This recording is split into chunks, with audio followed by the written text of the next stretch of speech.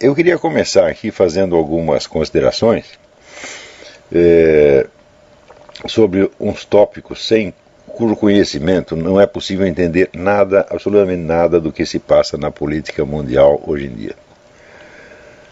Quando o cidadão ouve dizer que ele vive numa democracia, ele imagina que, apesar de algumas tramas sórdidas que os políticos urdem por trás do pano, o esquema de poder que domina a sociedade é, no essencial, uma coisa transparente, que coincide mais ou menos com a estrutura visível das instituições executivo, legislativo, judiciário, etc. E que, em última instância, é uma coisa que pode ser controlada pelo povo, seja mediante a pressão do clamor público ou pelo exercício do voto.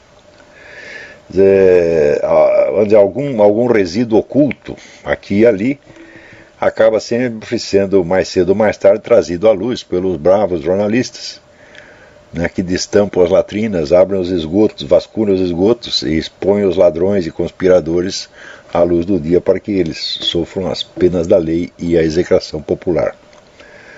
Apesar de algumas falhas ocasionais, maiores ou menores, no conjunto o sistema é aerado pelos bons ventos da liberdade de imprensa e funciona segundo, portanto, acaba funcionando segundo as exigências da liberdade e da razão, não havendo, portanto, motivo para preocupações maiores. Bom, acontece que há mais de 20 anos esse sistema não existe mais. Isso aí parou de existir 2 décadas atrás.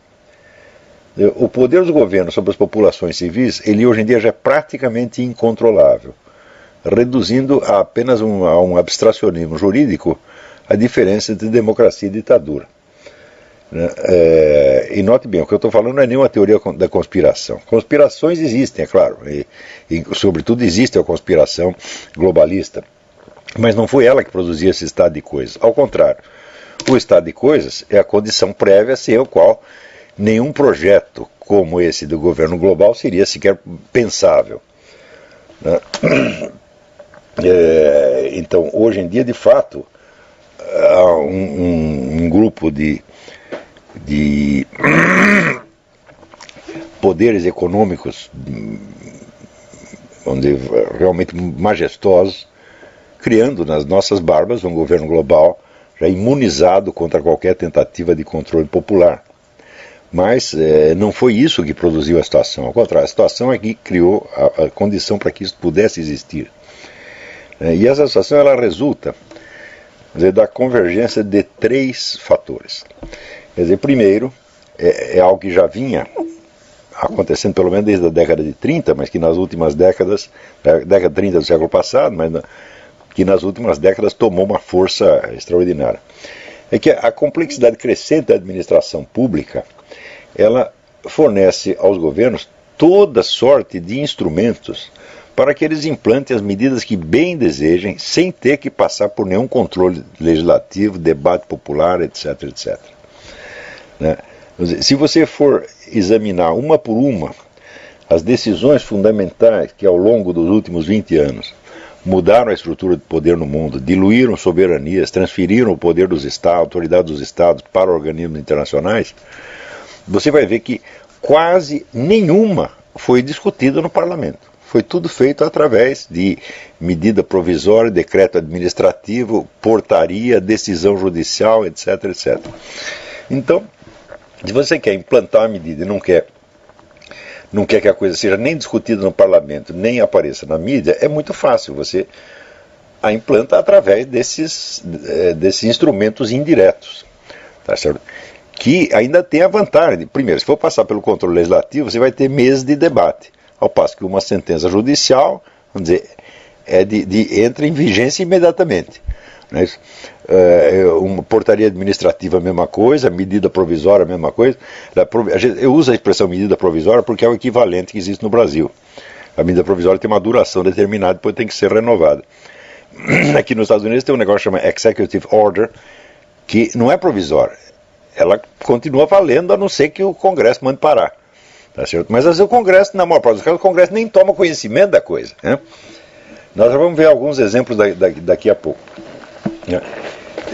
Em segundo lugar, o segundo fator foi que os meios de comunicação praticamente todo o mundo ocidental se concentraram nas mãos de meia dúzia de grupos econômicos estreitamente ligados ao poder do governo, quer dizer, aquela simbiose de poder estatal e privado, quer dizer, privado entre aspas, na verdade, que hoje em dia é tão característica.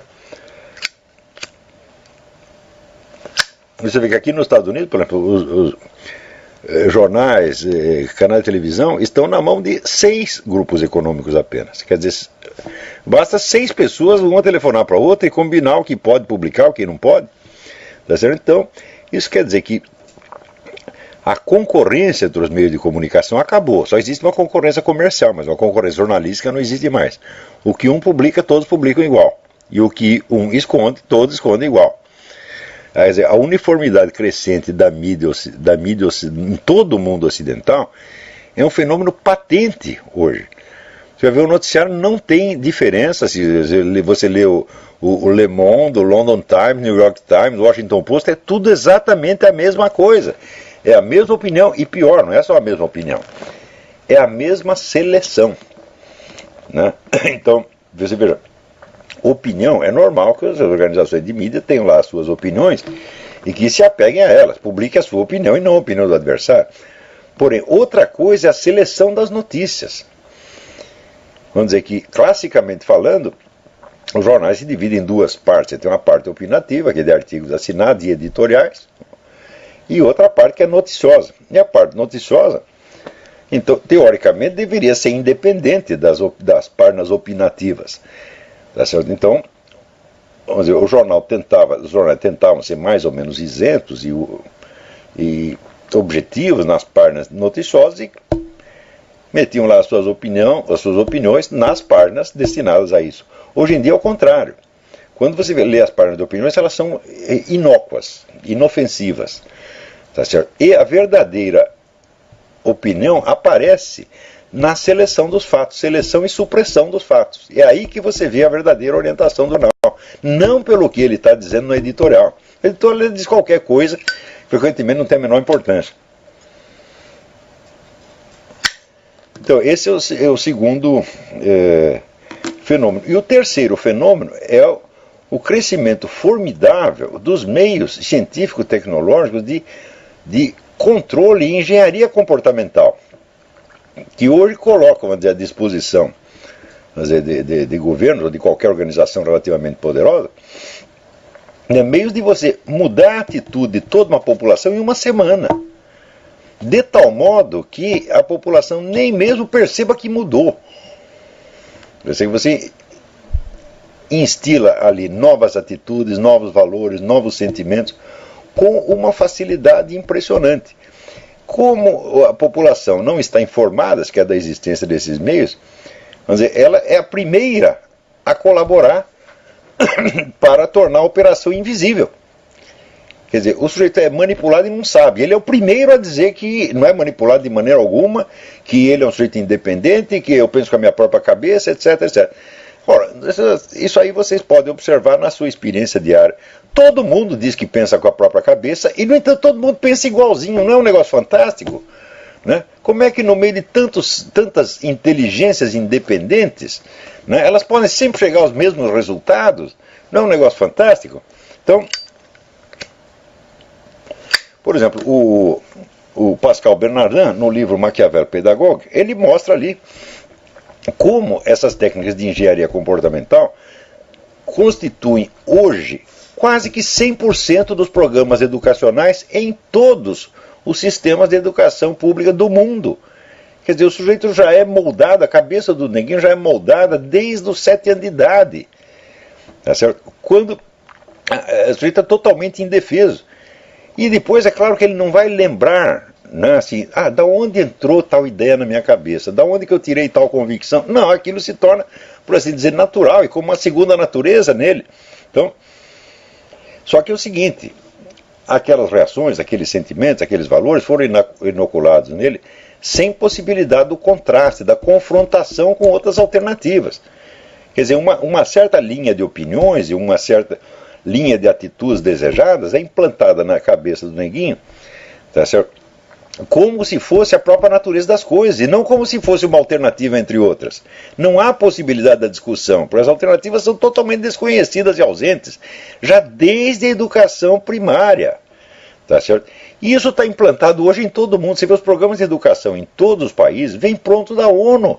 É uma coisa uniforme em todo mundo. Tá, né? Com, vamos dizer, a queda da União Soviética, a militância esquerdista no mundo inteiro ficou meio desorientada e sem bandeiras. E foi facílimo para esta elite globalista instrumentalizar essa militância toda, dando a ela então novas razões de luta, novos programas e enchendo-a de dinheiro.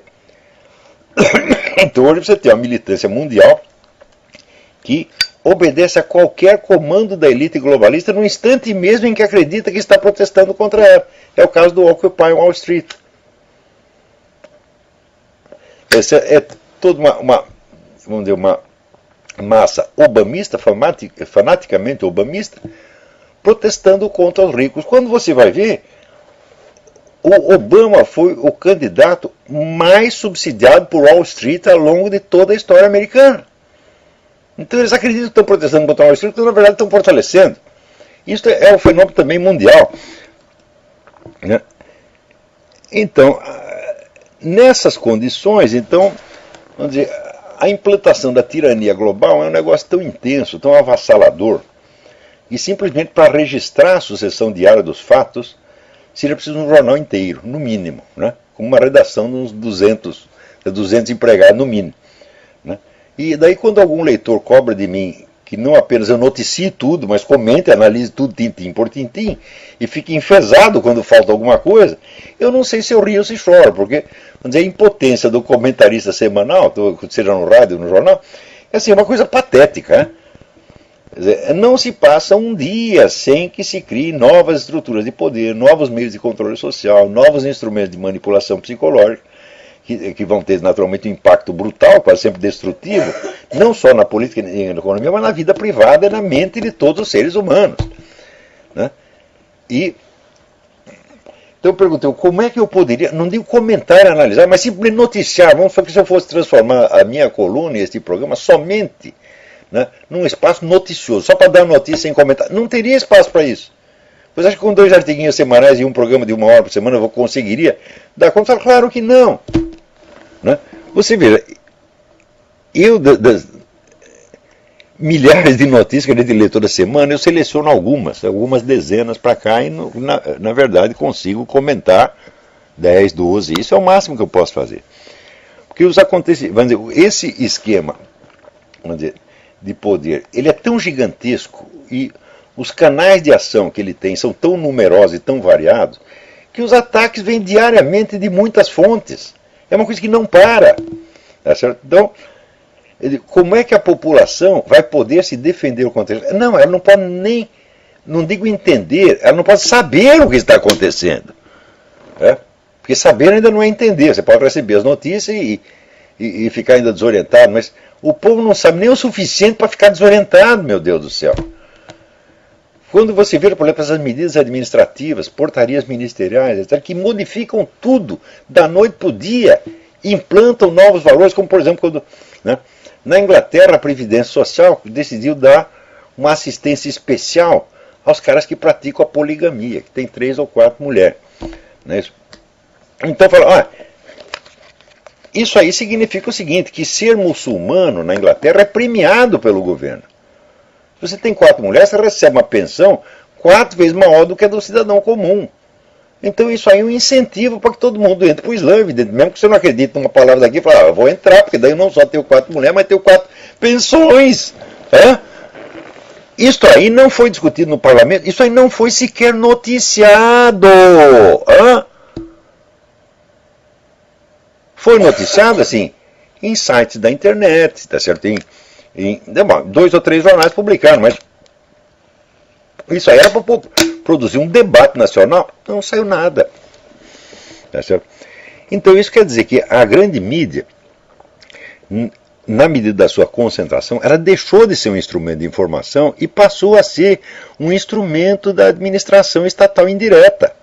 Vocês têm que entender isso aí, minha gente.